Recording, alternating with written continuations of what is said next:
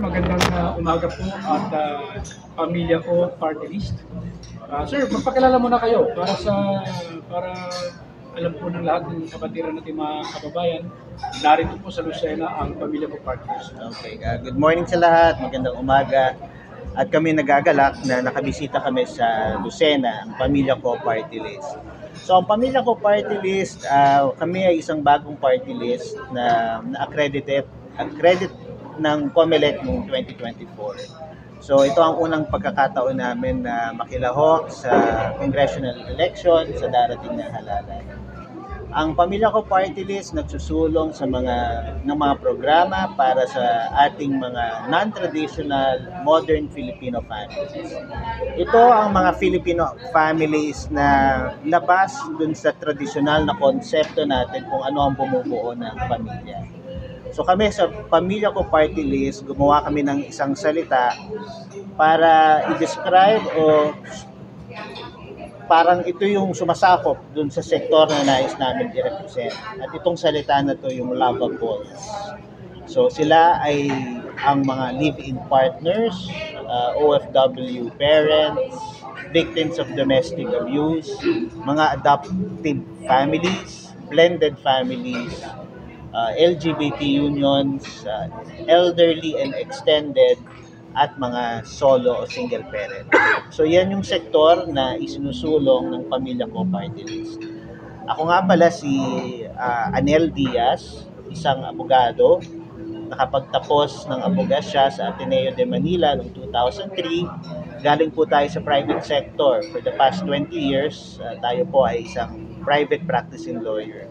So ito po ang aking unang pagsabak sa pagiging isang party list nominee.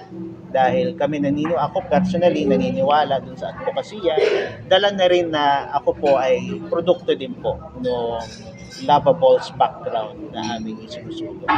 So ang kasama ko bilang second nominee ng aming party list ay si Miguel Calios. Ako si Miguel Calios, second nominee ng Pamilya Ko Party List, isang working law student. At matagal ho naming pinag-isipan, coming from a foundation, kung lalahok ba kami bilang isang party list. At nung kami ho ay nabigyan ng accreditation ng COMELEC, naisip namin, uurong pa ba tayo, andito na. At yun ho, nagtuloy-tuloy na lang ho. At masaya ho kami na nabigyan kaming pagkakataon na makilahok sa halalan na ito. Manuyo ng mga lovables, ipahiwatig kung ano ang aming pinaglalaban, at nagbabaka sakali na mahalal at makakuha ng puan sa Kongreso para isulong yung mga pagbabagong nais naming mga serbisyo at pagbabagong nais naming ihatid para sa mga lovables o para doon sa nais tulungan ng Pamilya Ko Party List. Sir, saan nakasentro ang programa o advocacy ng Pamilya Ko Party List? So, nakasentro kami dun sa tinatawag nga natin non-traditional Filipino family. So, yan yung lovables. Pero bilang isang party list, meron talaga kaming tinatawag namin yung primary na legislative agenda. So, meron kaming tatlong panukalang batas na ito talaga yung ipupush namin kung sakali ay kami pala rin at mabigyan ng pagkakataon na magrepresenta sa Kongreso. Una sa mga panukalang batas na isusulong namin ay ang pagkakapantay-pantay ng karapatan ng lahat ng mga anak, lehitimo man o hindi. Sa kasalukuyan, alam natin na ang karapatan ng isang ilihitimong anak ay kalahati lamang ng kanyang lehitimong kapatid o lehitimong anak. Nais namin baguhin ang ganyang sitwasyon dahil kami naniniwala na hindi kasalanan ng anak na ipanganak siya sa kanyang estado. Kung nagkamali man, nagkaroon man ng indiscretion ng kanyang magulang, kung kaya siya ipinanganak outside of the legal marriage, hindi siya dapat ipanganak na dehado na sa batas. Walang kinalaman yun. Wala siyang kinalaman. So, we are advocating na dapat pantay ang karapatan niya sa mga lehitimong anak. Pangalawa, nagsusulong kami ng isang domestic partnership law na ang makikinabang nito ay ang mga live-in couples, pati na rin ang mga LGBT union couples natin. Nakapaloob din sa domestic partnership law ang pagbibigay ng karapatan sa kanila na magmana sa isa't isa. Lagi kong binibigay na halimbawa na kahit gaano pa katagal ikaw may ka-live-in partner, kung sakaling mauna o pumanaw ang iyong partner, wala kang mamanahin sa kanya. The law considers you as strangers, hindi kayo magkamag-anak. So, nice din namin bigyan yan ng puwang at mabago. Kasama din dun sa isinusulong namin domestic partnership law ay ang pagbibigay ng karapatan sa mga couples na makapagbigay ng mga mahalagang desisyong pang-medikal. Babalikan ko yung aking halimbawa kanina. Kahit gaano pa katagal kayong magkasama, kung hindi kayo kasal at magkaroon ng isang medical emergency ang iyong partner at tatanungin kung i-revive ba yung pasyente kung sakaling mag-flatline o yung mga tinatawag nating advanced medical directives, hindi nila ikaw kukunan ng opinion. Ang kukunan nila yung next of kin dahil wala kayong legal relationship sa isa't isa. So, yun yung mga ilang karapatan na nakapaloob dun sa isinusulong namin na domestic partnership. At pangatlo, ito palagi tuwing may nakakausap akong press, lagi kong sinasabi baka pwede i-fact check nyo kami. Dahil lagi kong sinasabi na ang pamilya ko party list lang, ang party list na nagsusulong na magkaroon ng isang legal framework ang surrogacy sa ating bansa. Marahil yung mga iba sa atin hindi pa ganun kapamilyar dun sa konsepto ng surrogacy, pero naririnig natin yung nakikita natin o nababalita natin sa ating mga paligid yung mga sitwasyon, kumbaga ang mag-asawa hindi kaya mag-anak, ang ginagawa nila ay minsan lumalabas sa ibang bansa, humahanap ng surrogate mother, pagbalik yung anak, pinapalabas na nila na sa kanila na yon. May puwang yan sa batas dahil dito sa Pilipinas, walang batas na umiiral patungkol sa surrogacy. Ang masama doon ay minsan nagiging avenue pa to sa exploitation.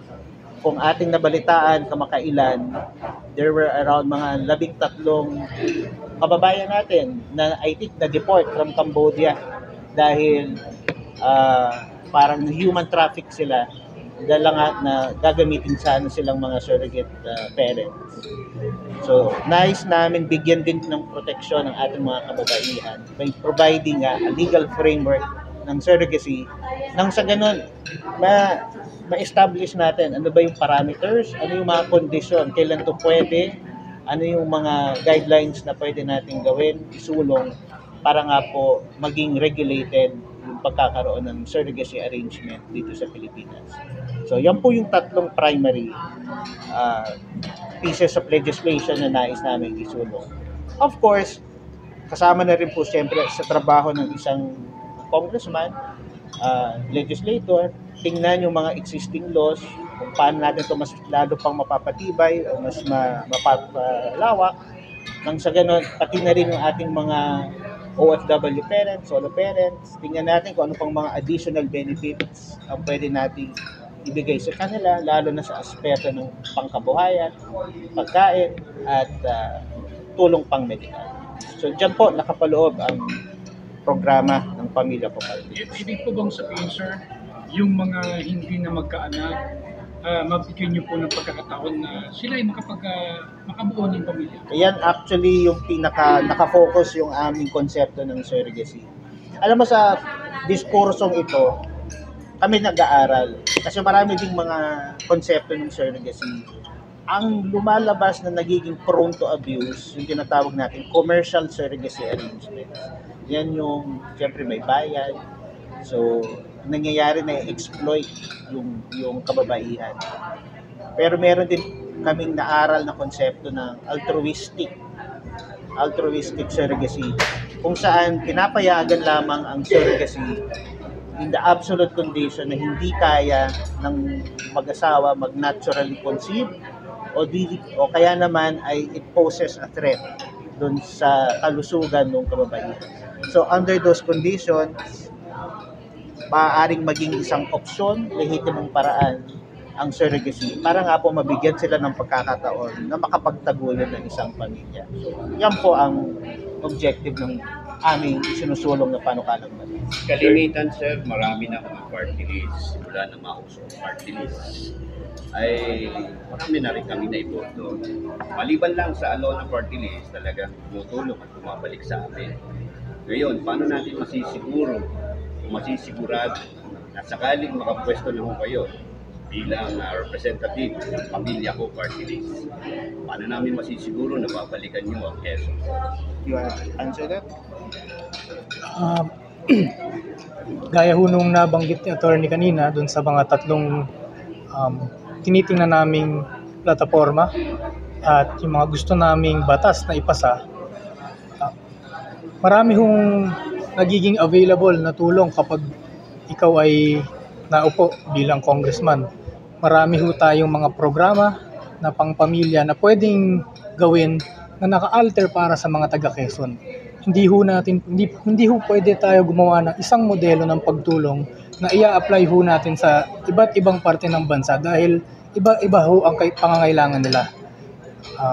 Sa pagbuo ho ng mga programang yon, kailangan ho nating makipagkonsulta sa mga taga Quezon upang makabuo ng mga programa, mga proyekto na magpapatibay sa relasyon ng pamilya nila, makakatulong sa awareness ng kung ano-ano bang nangyayari sa mga pamilya, anong issues ang hinaharap nila na pwedeng tugunan ng isang congressman. Ang mambabatas ho ay doon lang ho siya sa paggawa ng batas, sa pagkinig sa tao. Ang mambabatas ho hindi si Superman, hindi niya ho kayang ayusin lahat ng problema ng mundo, pero gagawin ho namin kung kami ho ay mahalal kung ano man ho ang kayang itulong ng pamilya ko, kasama ho ang konsultasyon ng mga taga Quezon upang makagawa ng programang pampamilya na magpapatibay at magre-resolve sa mga issue na kinakaharap nila. Saka dagdagan ko din lang yung sinabi ni Kong na sinasanay na namin ang sarili namin. Nabanggit kasi kanina din na nagsimula kami bilang isang foundation. At nung foundation pa lang kami, nagkaroon na kami ng pagkakataon na lumibot sa iba't ibang parte ng bansa at kasama doon ng Quezon. Nagkaroon na rin kami kahit paano ng mga reach out program sa iba't ibang parte ng bansa, kasama na rin ng Quezon. Kung kaya dun sa tanong na ano yung ma-assure namin na kami ay babalik, kami ay pagpalarin, I think dun sa mixing panahon na nagsimula ang Pamilya Ko Foundation at Party List, kahit paano naka-establish kami ng goodwill at track record na hindi lang kami bumababa sa isang lugar para magpakilala, magpapogi o mag-gimmick. Wala kami sa pwesto sa gobyerno, kami ay privately funded. And yet, dun sa maliit na ambag-ambag namin, ay bumabalik kami. We follow through dun sa aming mga binibitawang salita. Kaya naman, kung sakali kami ay mahalal, mas makakaasa ang mga taong bayan, yung mga sumuporta namin, na mas mapapalakas pa namin yung aming yung presence at yung pagtulong. Lalo na magkakaroon tayo ng sarili nating budget allocation. So, yan po siguro yung tingnan ng ating mga kababayan na yung track record namin, nagsimula kaming maliit, ay nandyan na kami from the very beginning. Sir, nakita ko kasi doon sa flyers nyo kanina ay ang model natin ay si Sunshine Cruz. So, bakit po si Sunshine? Dahil isa siyang proud single mother. So, di po ba yung lavables natin, yung S doon sa dulo, solo o single mother. So, si Sunshine Cruz ay isang ehemplo, halimbawa, ng isang single mother na nagtaguyod ng kanyang pamilya sa kanyang sariling sikap. So, yung sinasagisag, yung simbolo ni Sunshine Cruz, yung kanyang dedication sa kanyang pamilya, I think yan yung kumakatawan, sumasalamin doon sa advokasya ng Pamilya Ko Party List. Kaya nga po, nung kami ay nagkaroon ng pagkakataon na makilala si Sunshine Cruz, maipaliwanag yung advokasya ng Pamilya Ko Party List, hindi naging mahirap para kumbinsihin siya na makisama, sumali sa amin at maging mukha ng Pamilya Ko Party List. Dahil siya mismo ay nakita niya o nakarelate siya dun sa sektor na nais nating o yung sektor na ating sinusunod. Dagdag ko lang sa sinabi ni attorney, no? Kung nag-iikot ho kasi kami, ini-explain ho namin kung ano yung lavables. Kapag natatapat ho sa S, para ho mas maintindihan ho ng mga Pilipino, nagbibigay ho kami ng mga example. Tapos, what better example, yung mga artistang kilala nila. Lagi hong si Miss Sunshine Cruz ang nagiging example namin pagdating sa solo parents para maintindihan ng Pilipino at nung aming mga nakakausap kung sino ho ba ang mga grupong gusto naming i-represent. Kaya ho, nag-align lang ho. Tapos, malaking tulong din ho yung endorsement niya at nabanggit din ho namin to nung nakilala namin siya na kayo ho ang example namin pag kami ho ay nakikipag-usap sa mga tao. Kaya nagpapasalamat kami na sumama kayo sa kampanya namin. Marami hong gimmick ang mga party list. Paano natin mai-deliver, maibebenta ang party list ng Pamilya Ko. Dahilan sa marami silang sinasabi, meron silang mga project na ganito. Sa inyo po, ano po yung maliban mo doon sa sinasabi niyo solidarity, ba yun? Surrogacy. Yun, solidarity. Maliban doon, ano yung talagang mas maiintindihan ng tao, yung pasabog niyo? Gawin natin, una, ayaw, parang yung nabanggit ko nga, hindi kami lumahok dito sa party list election para nga makisama lang o makilahok lang sa isang gimmick, magpapogi o magingay. So kami umaasa na yung una, maging advocacy-driven itong kampanya namin. Ibig sabihin, maramdaman ng mga nakakausap namin, mga nakakasalamuha, na ang what fuels yung campaign namin is the advocacy, hindi yung mga pag-gimmick, pa-project. Dahil kami lahat nanggaling dun sa sektor ng lavables. At yan po yung mensahe namin na sana maramdaman na talagang seryoso kami when it comes to advocating for the rights of the lavables. Siyempre, yung mga pag-gimmick, paingay, parte lang yan to get their attention. But at the end of the day, yung nasa gawa namin, yung track, babalikan ko, yung sa maikling panahon, na kami ay nabuo, nakapag-ikot, yung track record, at yung programa na aming isinusulong. Dadagdagan ko ng konting campaign talk.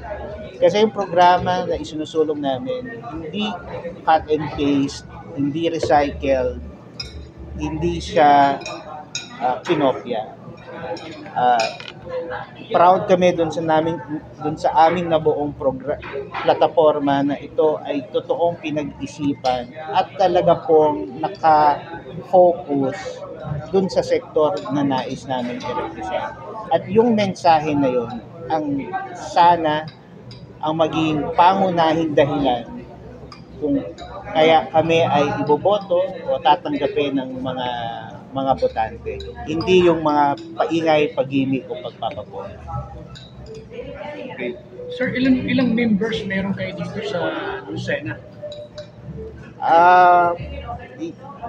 Verify ko yung figures but I think meron kaming mga less than Around 17. 17 provincial-wide. Pero sa Lucena, I think baka less than 7,000 members.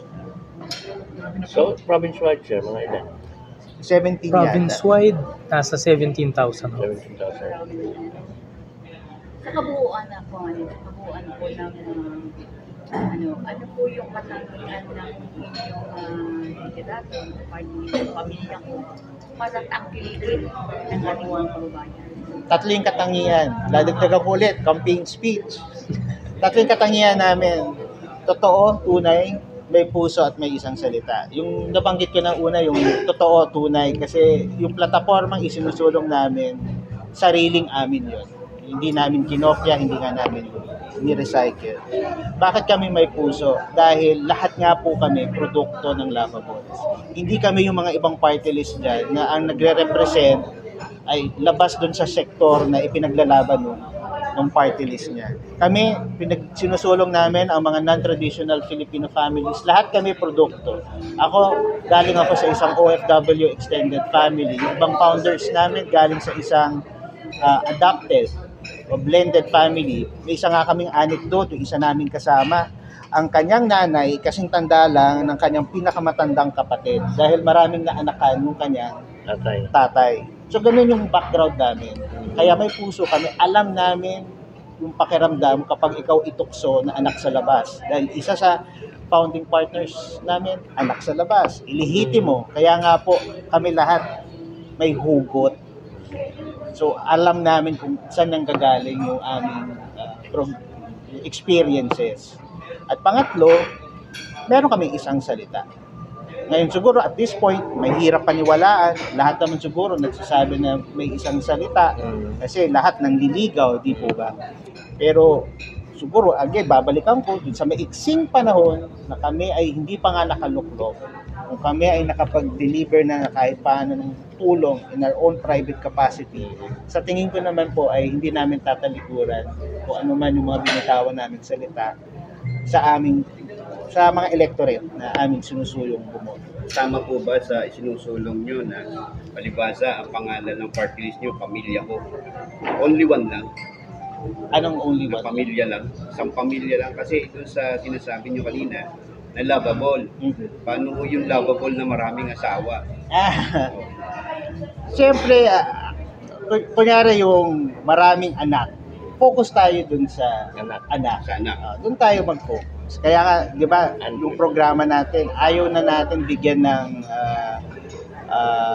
distinction o pagkakaiba yung legitimate at illegitimate na anak. Hindi namin makokontrol ang mga desisyon ng nakakatanda, di ba? Kung may indiscretion man, may pagkakamali ang magulang, ang protection na natin, yung magiging produkto ng kanilang quote-unquote pagkakamali. So yung anak, doon kami nakafocus. Paano namin masisigurado na ang pamilya ko party list sakaling makaupo na sa kamera ay hindi magiging rubber stamp? Lahat kami independent-minded. Siguro, again, babalikan ko. Ako, 20 years ng abogado, may sarili tayong pag-iisip, may sarili tayong track record din sa ating profesyon. So, at siguro, ang pinaka masasabi ko din po na hindi kami magiging rubber stamp dahil wala kami kahit anong political alliance. Tumatakbo kami on our own merit. Wala kaming binibitbit na national candidate, wala ding national candidate na bumibitbit sa amin. Sariling sikap, sariling pagod. So at the end of the day, kung kami ay pala rin, wala din kaming pagkakautangan ng loob, kundi lamang yung mga bumoto sa amin. Hindi po opisyal ng gobyerno. Alam namin sa party list may budget na binibigay ang gobyerno na tinatawag natin dating PIDAP. Sa unang project ko ng pamilya ko, party list, ano po yung inyong nasa isip, plano para sa mga Pilipino? Sisimulan ho natin yan, gaya ho nung sinabi ko kanina, sa konsultasyon. Kailangan malaman natin kung ano yung pangunahing pangangailangan ng mga tao. Ang hirap kasing magbanggit ng konkretong project ngayon dahil hindi pa kami nabibigyan ng plataforma, hindi pa kami nabibigyan ng access sa information na kung ano talaga ang kasalukuyang estado ng bawat pamilyang Pilipino.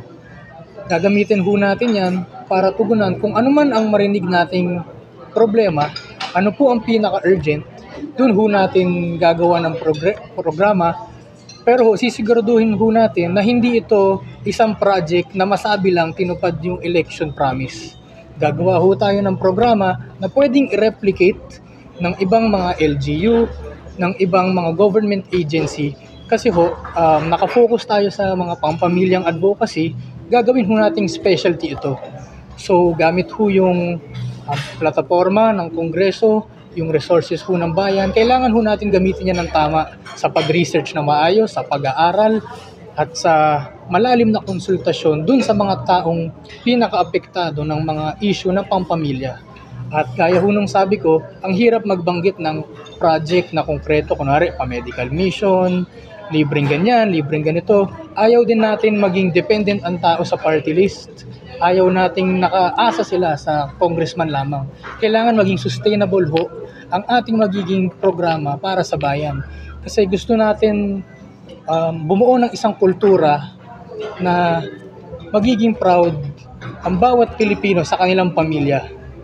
Unang-una ho, yan ang unang grupo ng isang tao pag pinanganak siya sa mundo, ang kanyang pamilya. Pag mag-iisip po tayo sa pamamagitan ng konsultasyon at research kung paano natin bubuuhin ang simpleng mga kultura sa bawat pamilyang Pilipino na pwede hong i-adapt sa iba't ibang ahensya, iba't ibang LGU. Gusto lang ho nating simulan ito ng maganda at panibagong approach para direkta sa bawat pamilya.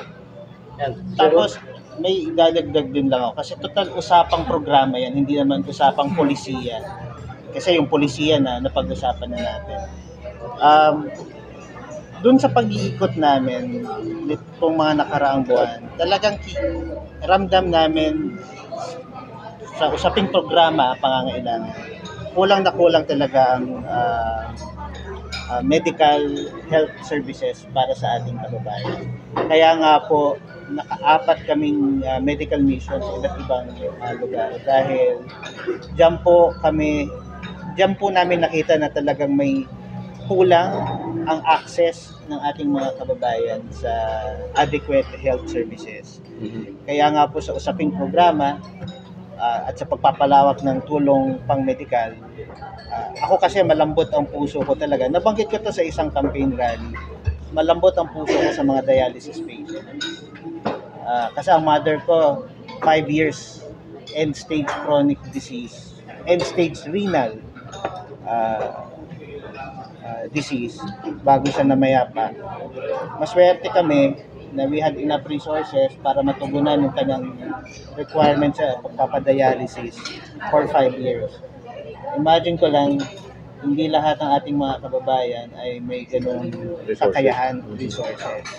So sana, kung kami magkaroon ng access na nga sa funding, isa yan sa mga medical services na siguradong ipupush ko sa aming grupo na mabigyan ng mas malawak na coverage ang lahat ng mga nangangailangan ng dialysis treatment sa bansa. Maraming LGU ang gumagawa na. So, bilang party list, tingin ko naman ay magkakaroon kami ng oportunidad na at least masimulan ang ganyang isang long-term na programa para sa ating kababayan. Last question, sir. Bakit kayo? Siyempre, how you market yourself, sir? Bakit hindi kami? Oo. Bakit kayo? Muna. Marami hong party list na nakilahok sa eleksyon na ito. Kung di ako nagkakamali, nasa 156. Hindi naman ho namin hinahangad makuha ang boto ng bawat botanteng Pilipino. Ang hinahangad lang ho namin, sapat na representasyon para sa mga lavables. Ang party list ho para sa mga marginalized or sectoral, at yun nga ho, gusto naming bigyang pansin yung mga lavables. Usually, ito yung mga overlooked sa sector natin. Hindi natin iniisip na marginalized sila. Pero kung titingnan natin yung batas, meron hubang batas na kasangga ng mga lavables natin. Sapat ho ba ang batas na kasangga nila? Gaya na lang ho nung sa legitimate at illegitimate. Hindi ho lahat ng tao pinagpala na nasa isang bahay si nanay at si tatay. Hindi naman ho lahat pinagpala na hindi magkahiwalay ang pamilya. O hindi naman ho lahat ng tao ang preference sa pag-ibig ay kung ano ang nakasanayan. Tinutukoy ko yung mga LGBTQ.